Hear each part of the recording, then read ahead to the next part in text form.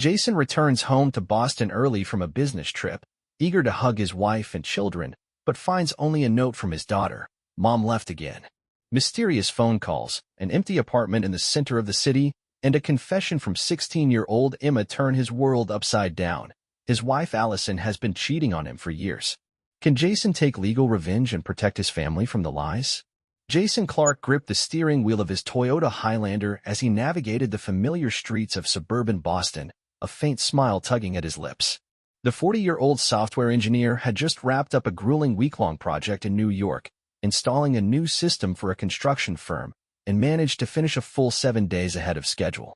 The client had been so impressed they'd paid him a bonus in cash, a wad of bills now tucked securely in his laptop bag. He couldn't wait to surprise his family, his wife, Alison, and their 2 kids, 16-year-old Emma and 8-year-old Liam. It was Thursday evening, April 10th, 2025, and the crisp spring air carried the promise of a perfect weekend ahead. He pictured Alison's reaction, her hazel eyes lighting up, maybe a teasing remark about him finally taking a break. Emma would probably roll her eyes, but secretly be thrilled he'd be around to help with her latest school project.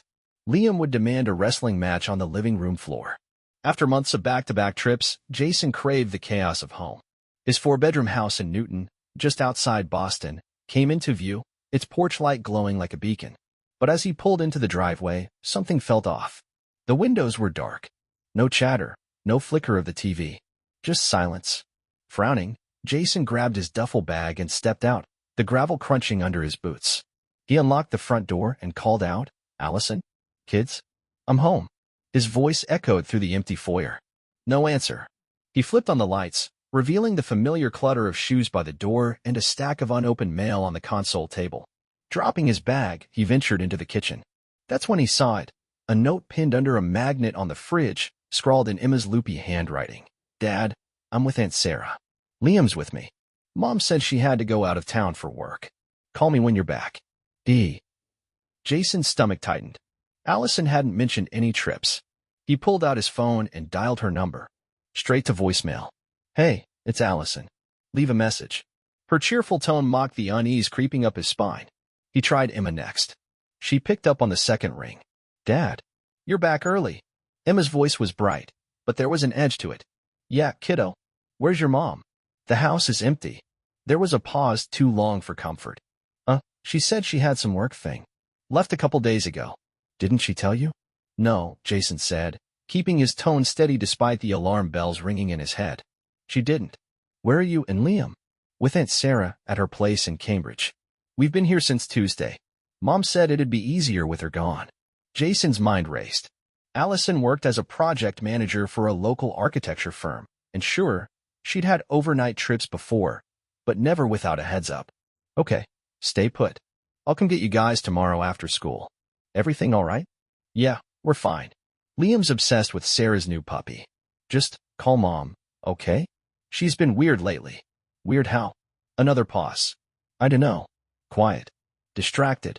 Anyway, gotta go, homework. See you tomorrow, Dad." She hung up before he could press further. Jason stood in the silent kitchen, the fridge humming faintly behind him. He tried Alison again. Voicemail. A text, "Hey, I'm home early. Where are you? Call me." Went unanswered. He sank into a chair, staring at the note. Something wasn't adding up. The next morning, Jason drove to Cambridge, a 20-minute trip across the Charles River. Sarah, Alison's younger sister, lived in a cozy apartment near MIT, where she taught English to international students. He pulled up just as Emma and Liam burst out the door, Liam clutching a toy truck and Emma slinging her backpack over one shoulder. Sarah followed, her dark hair pulled into a messy bun, a hesitant smile on her face. "Daddy." Liam barreled into his legs, nearly knocking him over. Jason scooped him up, ruffling his sandy hair. "Hey, champ. Missed you." He set Liam down and hugged Emma, who gave him a quick squeeze before stepping back, her blue eyes searching his face. Sarah approached, arms crossed. "Good to see you, Jason. Early return? Huh? Yeah, project wrapped up fast. Where's Alison?" Emma said she's out of town. Sarah's smile faltered. She told me she had a work trip. Dropped the kids off Tuesday night. Said she'd be back by the weekend. "She didn't tell me anything," Jason said, watching Sarah closely. Her gaze darted away, and she fidgeted with her sleeve. She was hiding something. Probably just busy, Sarah mumbled. You know how she gets. Jason didn't buy it. Sarah, what's going on? Emma said she's been acting weird. Sarah sighed, glancing at the kids, who were now chasing each other around the tiny front yard.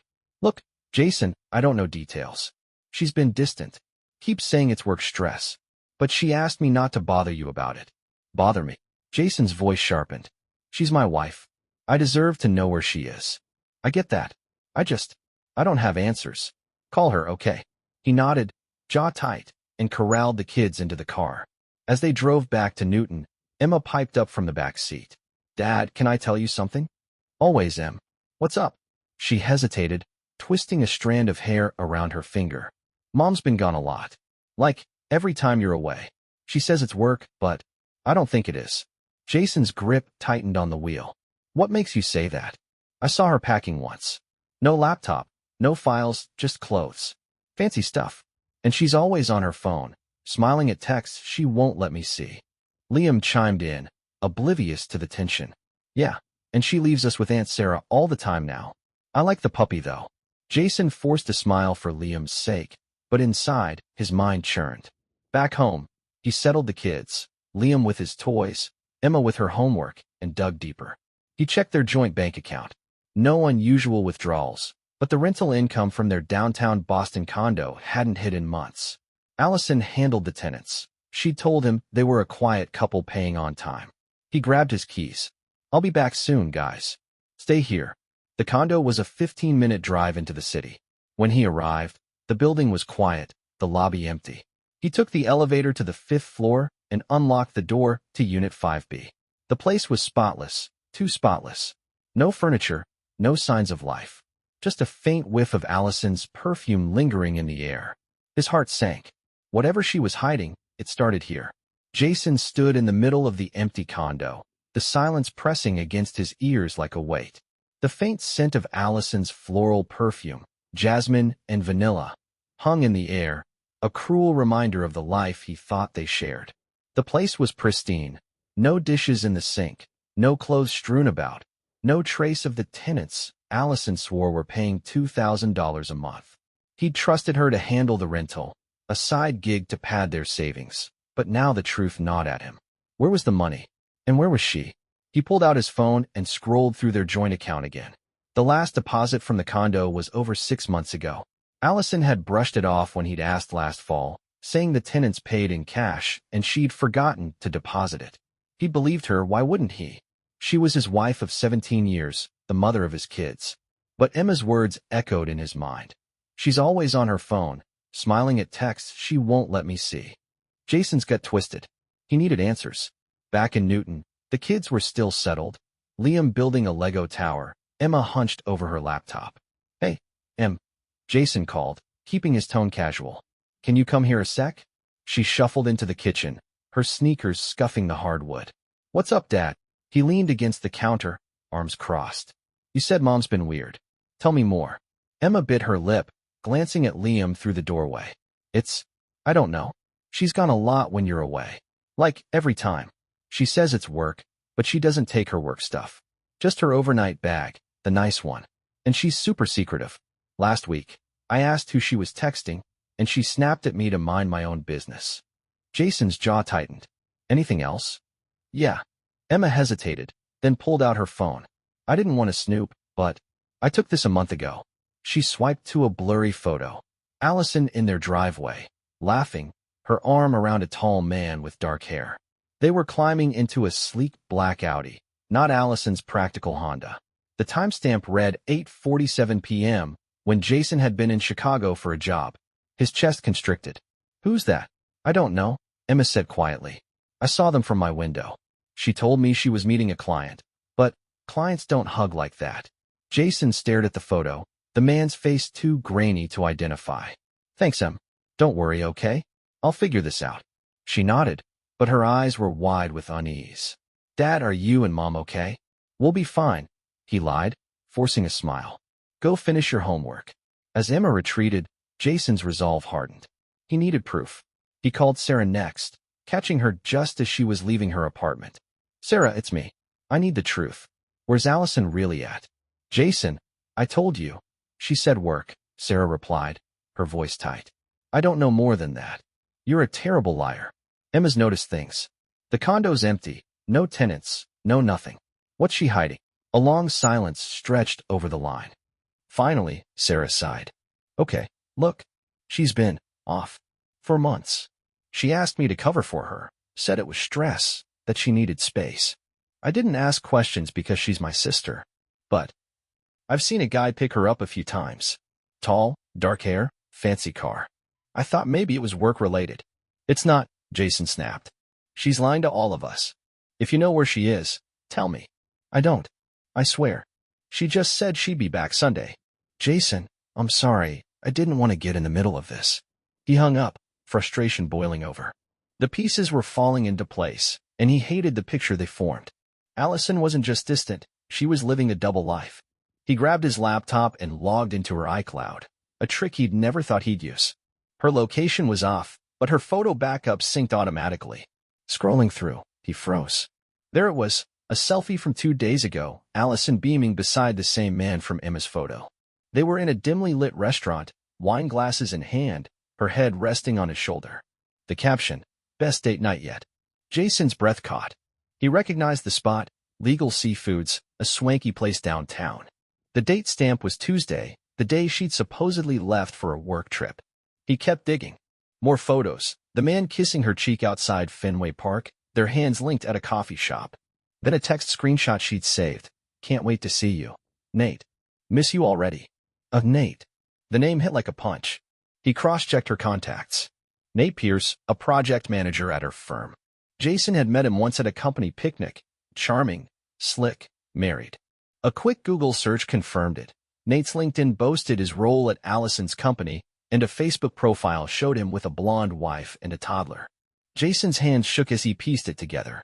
Alison wasn't working late or traveling for clients.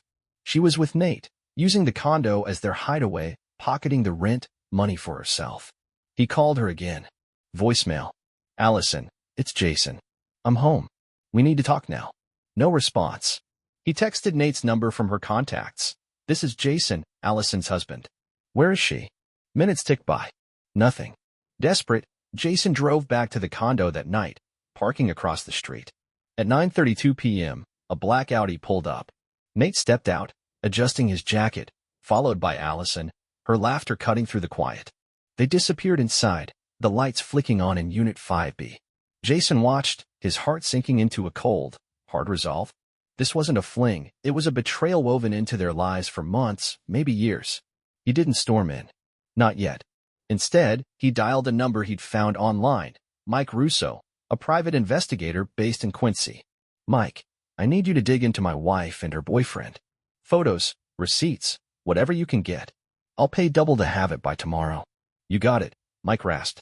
Give me names and addresses. I'll tell him. Jason hung up, staring at the lit windows. Alison thought she'd played him for a fool, but the game was about to change. He wouldn't scream or fight, he'd dismantle her lies with precision. For Emma, for Liam, for himself. The truth was out, and there was no going back. Jason sat in his home office, the glow of his laptop casting shadows across the room. It was Friday night, April 11th, 2025, and the house hummed with the quiet normalcy of Emma typing upstairs and Liam watching cartoons in the living room. But Jason's mind was a storm. The image of Alison and Nate disappearing into the condo replayed on a loop, each laugh and touch a dagger in his chest. He'd spent 17 years building a life with her 2 kids, a mortgage, a future, and she'd tossed it aside for stolen moments with a married coworker. He wasn't just hurt, he was furious. But Jason wasn't the type to lash out. He'd outsmart her instead. His phone buzzed. A text from Mike Russo, the PI, got prelim pics. They're at the condo now. More by morning. Meet me at 8 a.m., Duncan on Washington St. Jason replied with a curt, see you there. Evidence was step 1. He needed leverage, something to hit Alison where it hurt without breaking the law or dragging the kids into a shouting match. He opened a browser and searched for a divorce lawyer. After a few calls, he booked a 10 a.m. slot with Caitlin Reed, a no-nonsense attorney in downtown Boston with a reputation for winning messy cases. Sleep eluded him that night. At dawn, he brewed coffee and sat at the kitchen table, staring at the fridge where Emma's note still hung. The kids deserved better than a mother who lied to their faces. He thought of Sarah, too, Alison's sister, caught in the middle. Her hesitation on the phone nagged at him. Did she know more than she'd let on? He'd confront her later, but first, Mike. At 8 a.m., Jason pulled into the Dunkin' Donuts parking lot.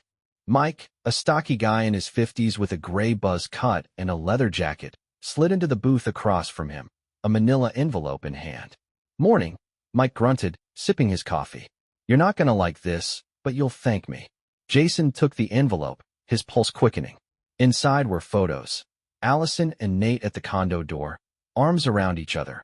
A shot through the window of them laughing on the couch. A receipt from a jewelry store timestamped Wednesday. $800 for a necklace Alison wasn't wearing when she left. The kicker?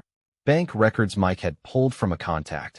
Thousands of dollars funneled from the condo rent into a personal account under Alison's name. She'd been skimming for at least a year. She's playing you, Mike said, voice low. This Nate guy's married, too.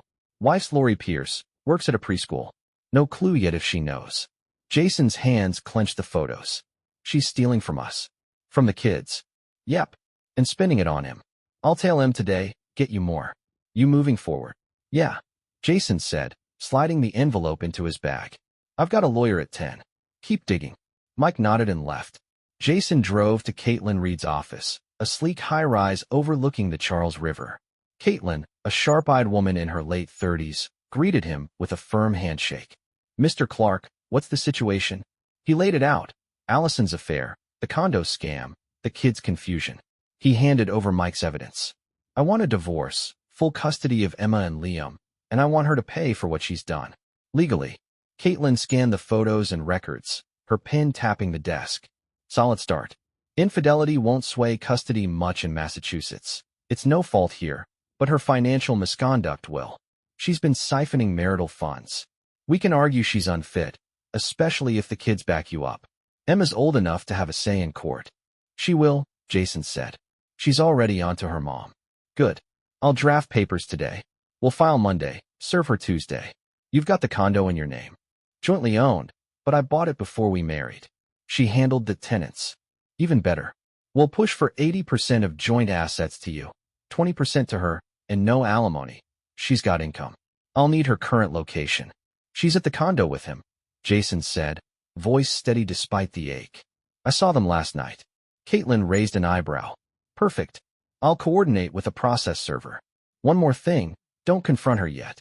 Let her think she's in the clear. It'll hit harder. Jason agreed, though every fiber of him wanted to storm in and demand answers. He left the office with a plan, dismantle Alison's lies piece by piece. But a new twist waited at home. Emma met him at the door, her face pale. Dad, Aunt Sarah's here. She's freaking out. Sarah paced the living room, eyes red. Jason, I didn't know how bad it was, I swear. Alison called me an hour ago, begging me to keep lying. She's with some guy named Nate, isn't she? Yeah, Jason said, guiding her to the couch. How much did you know? Not everything. She said she needed space, that you were too busy to notice. I covered for her a few times, watched the kids. But last month, I saw them at a cafe near MIT. She said he was a client, but they were close. I should have told you. Jason's anger flared, but he kept it in check. Why didn't you? She's my sister. I didn't want to believe it. But after you called yesterday, I couldn't pretend anymore. She's using me, Jason. Using the kids. I'm done. He believed her. Sarah's guilt was raw. Help me now, then. Tell Caitlin what you saw. It'll help with custody. She nodded, wiping her eyes. Anything. The kids need you, not her.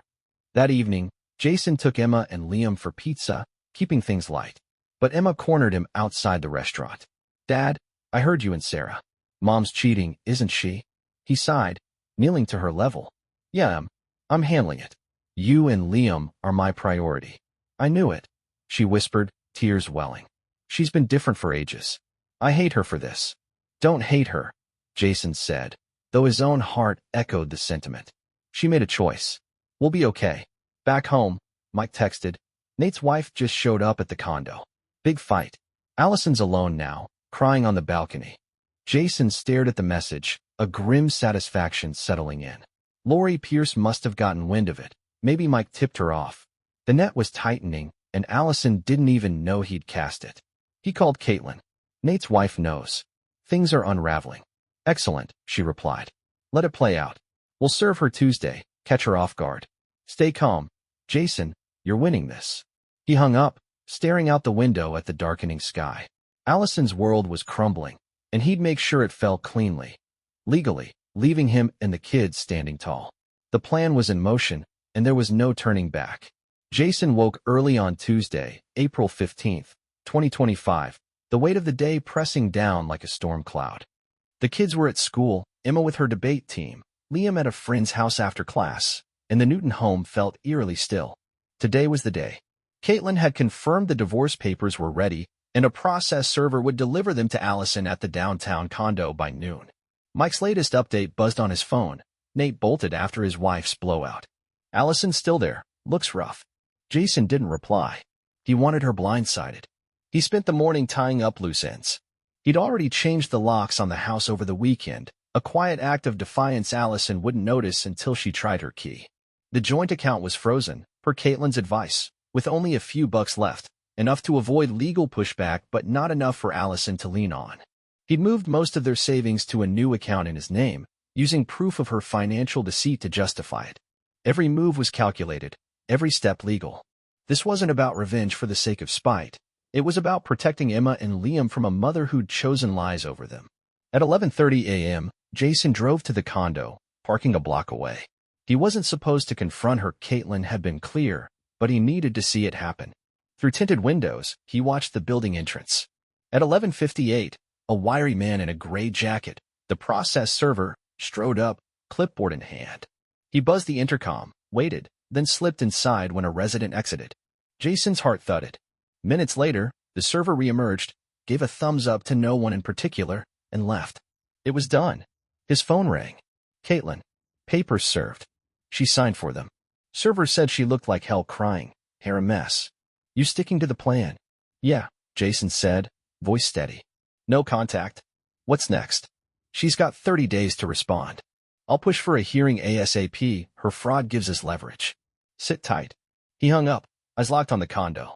Then the door swung open, and Alison stumbled out onto the sidewalk. She wore a rumpled sweater and jeans, her face puffy, mascara streaking her cheeks. She clutched the envelope, staring at it like it might bite her. Jason's instinct was to get out, to demand answers, but he stayed put. Let her feel it, the unraveling of her perfect little lie. His restraint paid off. At 2 p.m., Sarah called, her voice shaky. Jason, Alison just showed up at my place. She's a wreck, sobbing, saying you're divorcing her. She begged me to talk to you. What did you say? I told her the truth, that she brought this on herself. She admitted it, Jason. She's been with Nate for 2 years. Said it started as a fling, but she fell for him. She's been using the condo money for trips, gifts, the works. She thought you'd never find out. Jason's grip tightened on the phone. She say anything about the kids? She asked if they hate her. I said they're hurt, not hateful. She just cried harder. She mentioned Nate's wife? Yeah. Lori confronted her Sunday night, screamed at her in the lobby, called her every name in the book. Nate ran off after that. Alison's alone now. Good, Jason said, a cold edge to his words. She made her choice. Sarah hesitated. She's my sister, Jason. I hate her for this, but she's broken. What happens now? She faces the consequences. Tell her to talk to my lawyer, not you. I'm done.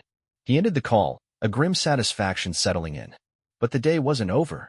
At 4 p.m., Mike texted, got a bonus for you. Meet me at the same Dunkin', 5 p.m. Curious, Jason drove over. Mike slid into the booth, a smirk tugging at his weathered face, and handed over a USB drive. What's this? Jason asked. Goldmine. Audio from the condo picked it up Monday with a directional mic. Alison and Nate arguing before Lori showed up. She admits everything, stealing the money, lying to you, even laughing about how clueless you were. Nate dumps her on the spot, says Lori's threatening divorce. It's all there. Jason plugged the drive into his laptop, slipping in earbuds. Alison's voice crackled through. He's always gone. Nate. I deserve this, deserve us. The rent cash was just a perk. Nate's reply was sharp. Lori's on to me. I'm out, Ollie. You're on your own. Then sobbing, curses, and the slam of a door. It was damning and perfect. Caitlin's gonna love this, Jason said, pocketing the drive.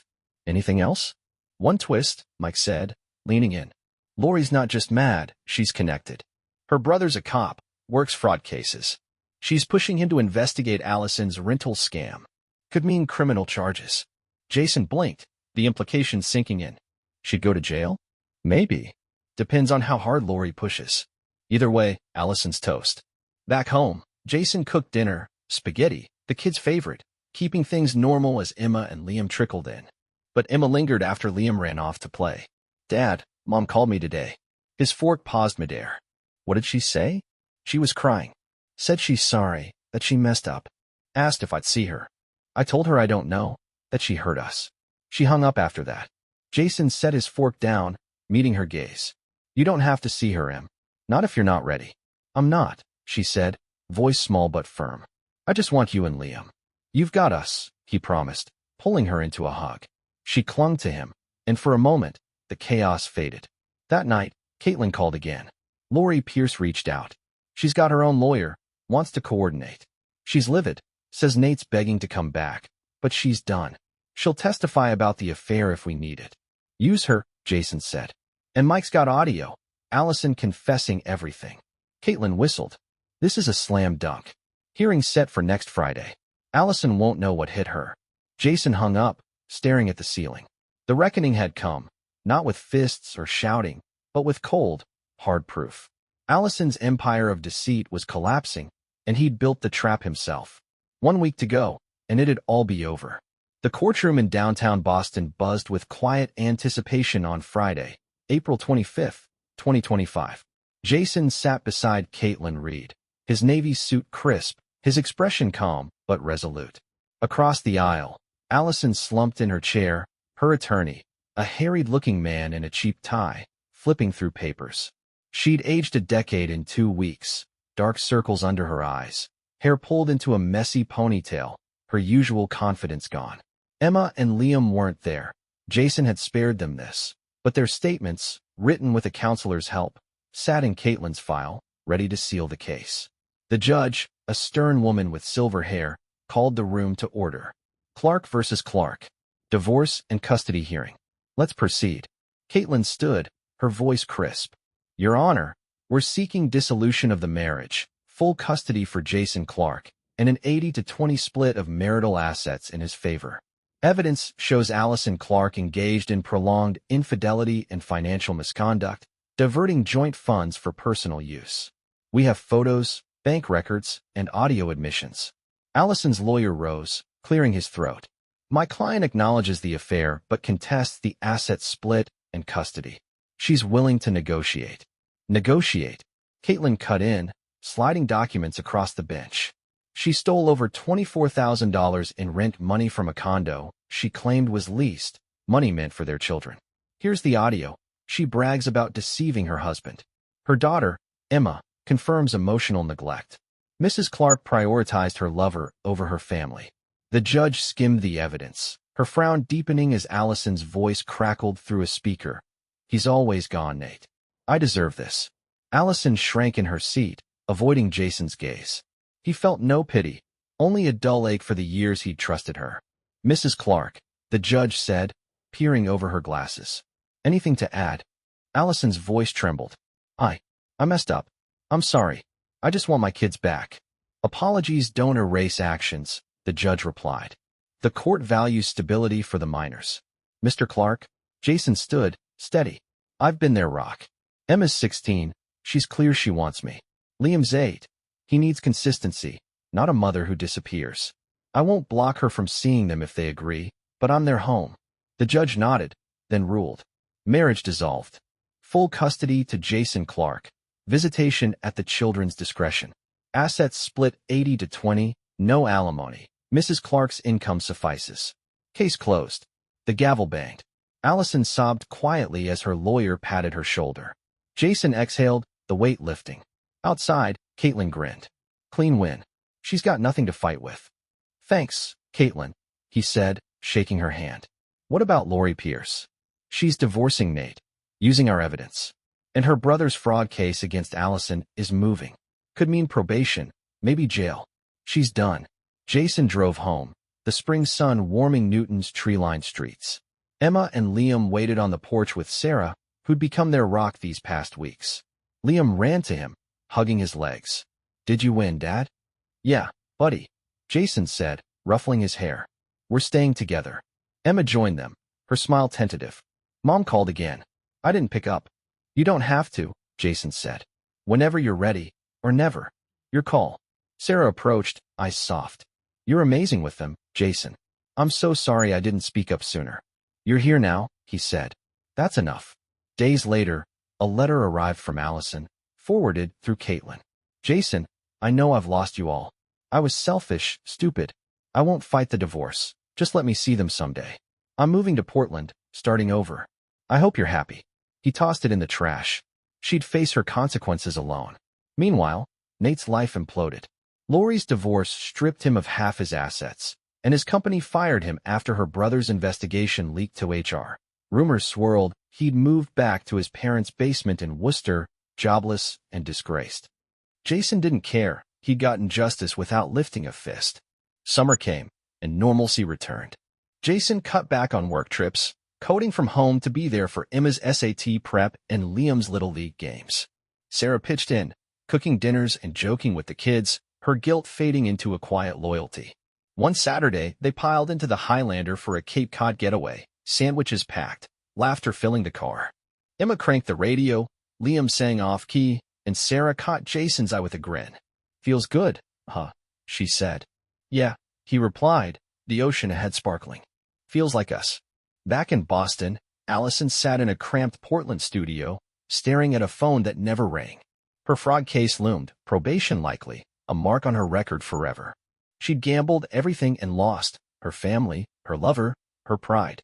The condo sold, proceeds split for the divorce, leaving her with scraps. She'd see Emma and Liam again only if they chose it, a slim hope dimming daily. For Jason, the past was a closed book. He'd rebuilt on truth, not vengeance. That night, as the kids slept in their beach rental, he stood on the deck with Sarah, the waves crashing below. "Think they'll be okay?" she asked. "They already are," he said, the stars above a quiet promise. "We all are." The betrayal had shattered him, but from the pieces, he'd forged something stronger, a family rooted in trust. Alison and Nate paid their price, not through violence, but through the slow, lawful grind of accountability. Life moved on, and Jason led the way.